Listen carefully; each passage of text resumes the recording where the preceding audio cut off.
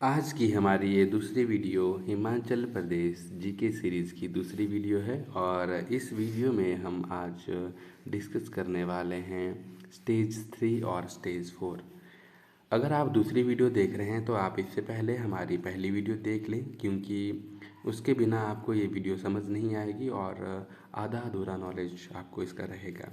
तो पहले आप इस प्लेलिस्ट में जाके हमारी इसकी पहली वीडियो देख सकते हैं। अब हम स्टार्ट करेंगे स्टेज 3 से, लेकिन इससे पहले एक क्विक सा रिवीजन अगर हम कर लेते हैं तो हमने देखा था कि 1948 से 1951 तक हमारा हिमाचल प्रदेश रहा था चीफ कमिश्नर प्रोविंस, मुख्य आयुक्त क्षेत्र रहा था। और 1951 में ये चेंज हो गया था और 1956 तक ये रहा था सी स्टेट राज्य। और अब स्टेज 3 में जाके ये चेंज हो जाएगा। इसमें थोड़ा डिग्रेड हो जाता है हिमाचल प्रदेश, क्योंकि इसमें बहुत से चेंजेस आते हैं। तो हम देखते हैं क्या क्या चेंजेस आते हैं। तो अगर हम स्टार्ट में देखते हैं कि ये जो स्टेज है स्टेज 3 है, ये चलेगी आपकी 1956 से 1971 तक। तो इसमें जो सबसे पहला चेंज आता है 1956 में भारत सरकार द्वारा हिमाचल प्रदेश को यूनियन टेरिटरी, केंद्र शासित प्रदेश बना दिया जाता है। इसका अर्थ हुआ कि हिमाचल प्रदेश का जो शासन है वो भारत सरकार चलाएगी। इसके लिए उपराज्यपाल की नियुक्ति की जाती है। तो इस तरह का हिमाचल प्रदेश एक राज्य बन जाता है। और पहले जो उपराज्यपाल बने हैं केंद्र शासित प्रदेश के, ये बजरंग बहादुर बने हैं। ये क्वेश्चन भी काफ़ी पेपर में पूछा जाता है। इसके अलावा मैंने आपको बताया था कि हिमाचल डिग्रेड होने लगता है, थोड़ा पीछे की तरफ हो जाने लगता है। तो इसमें सबसे पहला जो मेजर डिग्रेड चेंज हुआ था वो हुआ था 31 अक्टूबर 1956 को।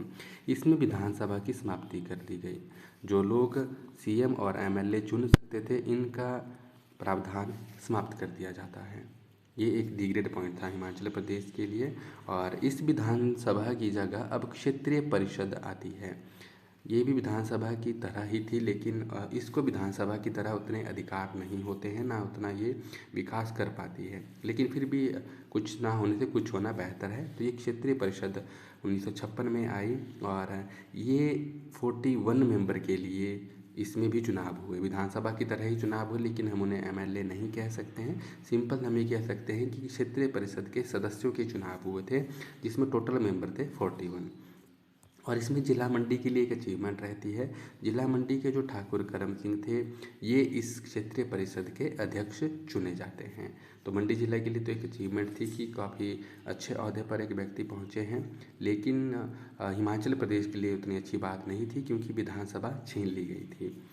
इसी के दौरान अगर हम इंडिया का थोड़ा सा उठा के देखते हैं, क्योंकि हमें इंडिया को भी साथ साथ लेके चलना पड़ेगा, तभी हम इस जीके को समझ पाएंगे। भारत सरकार ने 1953 में राज्य पुनर्गठन आयोग की स्थापना की थी।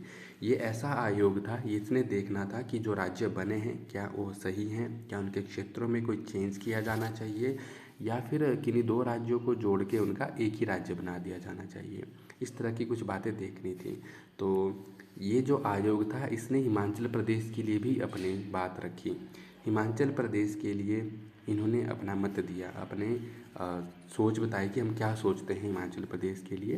तो इसमें टोटल 3 मेंबर थे।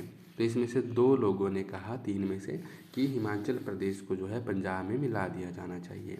लेकिन इसके जो अध्यक्ष थे उन्होंने, और डॉक्टर वाई एस परमार उनसे मिले, तो उन्होंने कहा कि नहीं, हिमाचल प्रदेश अगर पंजाब के साथ मिल जाता है तो इसका विकास नहीं हो पाएगा, क्योंकि इतना बड़ा क्षेत्र चलाना किसी सरकार के लिए संभव नहीं है। और हिमाचल एक पहाड़ी प्रांत है, तो इसका पहाड़ी एरिया अलग से होना चाहिए।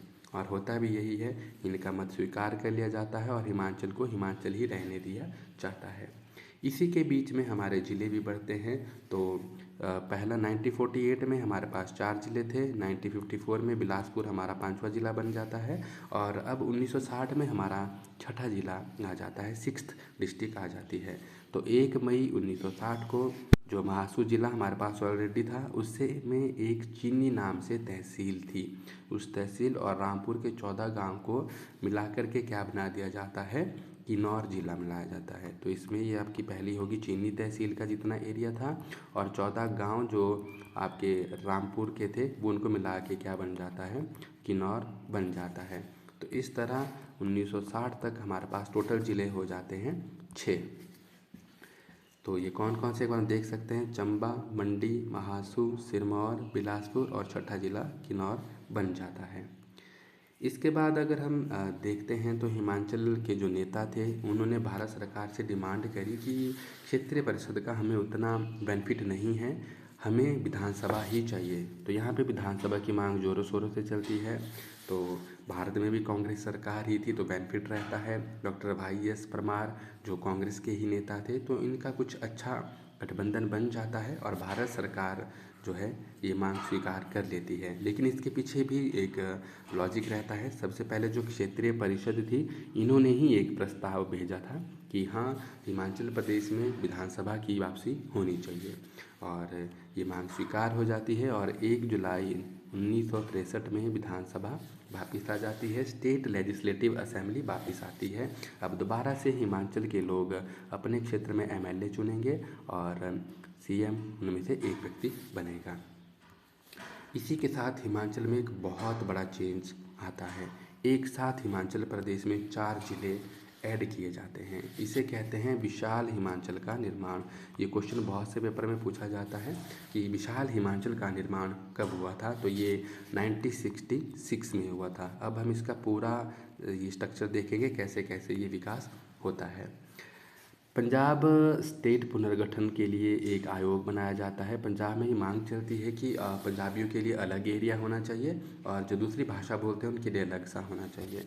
तो इसके लिए हुक्म सिंह समिति नाम की जो आयोग है वो बनाया जाता है और इन कमेटी के द्वारा डिसीजन जो दिया जाता है भारत सरकार को कि पंजाबी जो बोलते हैं उनके लिए पंजाब बनाया जाए और जो हिंदी बोलते हैं उनके लिए हरियाणा नाम का राज्य बनाया जाए और जो पहाड़ी प्रांत है जो हिमाचल की तरफ को हैं उन्हें हिमाचल प्रदेश में शामिल कर दिया जाए। तो यहाँ से 3 चीज़ें होती हैं। भारत का भी देख लेते हैं। पहला, इसी समय पंजाब तो था लेकिन कोई पंजाबियों के लिए बना दिया जाता है और नया राज्य बन जाता है हरियाणा। ये हिंदी जो बोलने वाले थे पंजाब के दूसरी तरफ को उनके लिए बनाया जाता है और जो हिमाचल प्रदेश को तरफ थे उन्हें हिमाचल प्रदेश में मिलाया जाता है। तो इस तरह पंजाब का जो क्षेत्र जो है हिमाचल प्रदेश को दिया जाता है उससे हमारे पास 4 नए ज़िले आते हैं। तो इस तरह हमारे पास टोटल 10 ज़िले हो जाते हैं। अब हम देखते हैं कौन कौन से क्षेत्र जो हैं पंजाब में थे और जो हिमाचल प्रदेश को दिए गए। सबसे पहले तो कांगड़ा ज़िला, ये कांगड़ा का क्षेत्र था, ये हिमाचल प्रदेश को दिया गया। कुल्लू, लाहौल स्पीति और शिमला का जो एरिया था ये सब उस समय पंजाब के पास था। तो ये पंजाब से 1966 में हिमाचल को दिया जाता है और इस तरह हिमाचल प्रदेश में 10 ज़िले हो जाते हैं। चंबा, मंडी, महासू, सिरमौर और किन्नौर, यहाँ पे बिलासपुर भी रहेगा, बिलासपुर यहाँ नहीं लिखा है। तो 5th ज़िला बिलासपुर था, 6th किन्नौर था।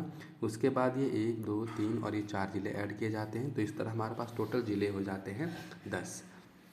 अब कोई नया ज़िला ऐड नहीं होगा, इन्हीं ज़िलों का पुनर्गठन किया जाएगा। इन्हीं को तोड़ मरोड़ के अब 12 ज़िले बनेंगे, वो हम देखेंगे। तो हम ये कह सकते हैं कि 1966 तक जितना क्षेत्र हिमाचल प्रदेश में आना था वो आ चुका था और इसके साथ हमारे 10 ज़िले बन चुके थे। बाकी के 2 ज़िले हम आगे देखेंगे वो कैसे बनते हैं। तो इस जो पूरी प्रक्रिया को जो पंजाब का पुनर्गठन आयोग बनाया जाता है इसके साथ जो डिसीजन आते हैं इस प्रक्रिया को ही विशाल हिमाचल निर्माण कहा जाता है क्योंकि हिमाचल में बहुत ज़्यादा क्षेत्र जो है शामिल किया गया था। इसके साथ हिमाचल का कुल क्षेत्रफल हो जाता है 55,673 वर्ग किलोमीटर, जो वर्तमान में भी हिमाचल प्रदेश का क्षेत्रफल है। इसी के साथ जब 10 ज़िले आ जाते हैं तो विधानसभा की सदस्य संख्या हो जाती है 60। ये क्यों होता है? क्योंकि हिमाचल प्रदेश में जो विधानसभा थी तो उनमें सबसे पहले 36 सीटों के लिए इलेक्शन हुए थे, फिर 41 के लिए हुए थे। तो इसके बाद 60 सीटों के लिए इलेक्शन होंगे जब विधानसभा की वापसी होती है, क्योंकि हमारे पास 10 ज़िले आ जाते हैं। इसके बाद अगर हम बात करते हैं 1963 में जब इलेक्शन होते हैं, विधानसभा की वापसी होती है, तो उसमें डॉक्टर वाई एस परमार ही मुख्यमंत्री बनते हैं और 1967 में जब इलेक्शन होते तो इसमें वाई एस परमार ही मुख्यमंत्री बनते हैं। थोड़ा सा हम क्लेरिफिकेशन देख लेते हैं कि जब 4 ज़िले थे तो सीटें कितनी थी विधानसभा की? 36 थी। और जब 5वां ज़िला आ जाता है बिलासपुर तो 41 हो जाती है। अब ये कहेंगे कि जब छठा ज़िला आता तब चेंज क्यों नहीं होता? क्योंकि जो छठा ज़िला है वो इन 4 ज़िलों में जो महासू ज़िला था इसी से निकाल के बनाया गया था। तो इस एरिया में जो एमएलए आते थे वो उसी में रहते हैं। इसी तरह जब 10 ज़िले हो जाते हैं तो हमारी विधानसभा की एमएलए सीटें कितनी हो जाती है? विधानसभा की 60 सीटें हो जाती हैं। आई थिंक अब तो आपको क्लियर हो गया होगा। अब हम चलते हैं अपनी आखिरी स्टेज की तरफ, जो बहुत ही महत्वपूर्ण कदम था हिमाचल प्रदेश के लिए। ये स्टेज 4 है। ये 1971 से प्रेजेंट तक चलती है और 1971 में कुछ चेंजेस होते हैं हिमाचल प्रदेश के लिए। अभी क्या होता है अब हम ये इस वीडियो में देखेंगे। इसमें पूर्ण राज्य की मांग हिमाचल प्रदेश के लिए की जाती है, क्योंकि जो पूर्ण राज्य होता है उसकी विधानसभा, उसके मुख्यमंत्री अपने लिए संपूर्ण डिसीजन ले लेते हैं। लेकिन जब हम केंद्र शासित प्रदेश थे 1956 की अगर हम बात करते हैं, यहाँ से लेके हम 1971 तक केंद्र शासित प्रदेश रहे हैं, तो हम भारत सरकार के अंडर थे। जो विधानसभा होती है वो संप्रभु सत्ता संपन्न नहीं होती है, वो पूर्ण डिसीजन नहीं लेती है, वो कहीं ना कहीं भारत सरकार के अंडर ही रहती है। तो इस तरह से पूर्ण राज्य की मांग की जाने लगती है और 31 जुलाई 1970 को प्रधानमंत्री इंदिरा गांधी ने पूर्ण राज्य की घोषणा जो है लोकसभा में की थी, या आप ये कह सकते हैं संसद से की थी। और 6 जनवरी 1971 के इसके लिखित आदेश जारी हो गए थे और वो दिन आने वाला था जो बहुत ही गौरवपूर्ण दिन था हिमाचल के लिए, गरिमापूर्ण दिन था। ये 25 जनवरी 1971 का दिन था।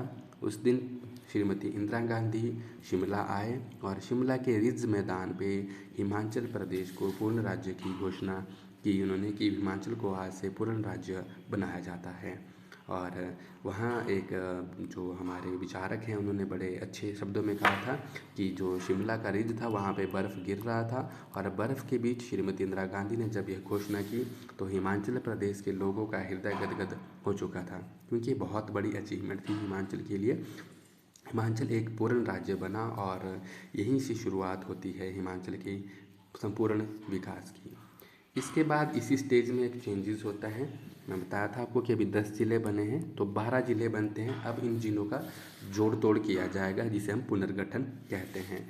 तो पूर्ण राज्य बनने के बाद 1972 में जो है हिमाचल सरकार ने इन राज्यों का पुनर्गठन किया। सबसे पहले इन्होंने कांगड़ा ज़िला पकड़ा, क्योंकि एरिया वाइज बहुत ही बड़ा था। तो कांगड़ा से कांगड़ा ज़िला तो रहा ही, इससे हमीरपुर और ऊना 2 ज़िले बन गए। तो इस तरह हमारे पास हो गए 12 ज़िले। लेकिन इसी बीच एक और चेंजेस है, जो महासू ज़िला है आज ये हमारे बीच नहीं है, या नाम नहीं है महासू किसी ज़िले का। तो महासू में भी कुछ चेंजेस होते हैं, ये भी देख लेते हैं। महासू और शिमला दोनों को एक साथ रखा जाता है। जैसे हमने रख लिया कि ये महासू ज़िला है और ये शिमला ज़िला है, तो हमने यहाँ से देखा कि किस क्षेत्र को किस ज़िले में ऐड किया जाए और किसका नाम चेंज किया जाए। तो इन्होंने क्या किया, जो शिमला ज़िला था उसमें भी महासू का कुछ एरिया दे दिया और जो महासू बच गया था उसका नाम सोलन कर दिया गया। या आप ऐसा कह सकते हैं कि महासू और शिमला दोनों को एक साथ जोड़ा गया, जैसे ये अलग अलग थे तो इनको एक ही बना दिया गया। फिर इससे कुछ एरिया शिमला को दिया गया और कुछ सोलन नाम दिया गया, महासू ज़िला समाप्त कर दिया गया। दो तरह से हम इसको समझ सकते हैं। तो इस तरह 1972 में 1972 में हमारे पास कुल ज़िले हो जाते हैं 12 और जब ये 2 ज़िले बन जाते हैं तो विधानसभा की सदस्य संख्या 68 हो जाती है। और वर्तमान में भी जो विधानसभा की सदस्य संख्या है ये 68 है। इस तरह हमारे पास 12 ज़िले बन जाते हैं 1972 में। चंबा, सोलन, मंडी, सिरमौर, बिलासपुर, किन्नौर, कांगड़ा, कुल्लू, लाहौल स्पीति, शिमला, हमीरपुर और ऊना, टोटल ये 12 ज़िले बन जाते हैं। तो मैं ये उम्मीद करता हूँ कि आपको जो हिमाचल प्रदेश का जो ये विकास 4 चरणों में हुआ आपको ये समझ आया होगा। अगर आपको कोई दिक्कत है इसमें, अगर समझ नहीं आया है तो आप मुझे कमेंट बॉक्स में कमेंट कर सकते हैं। मैं आपको इसके बारे में और वीडियोस में बता दूंगा।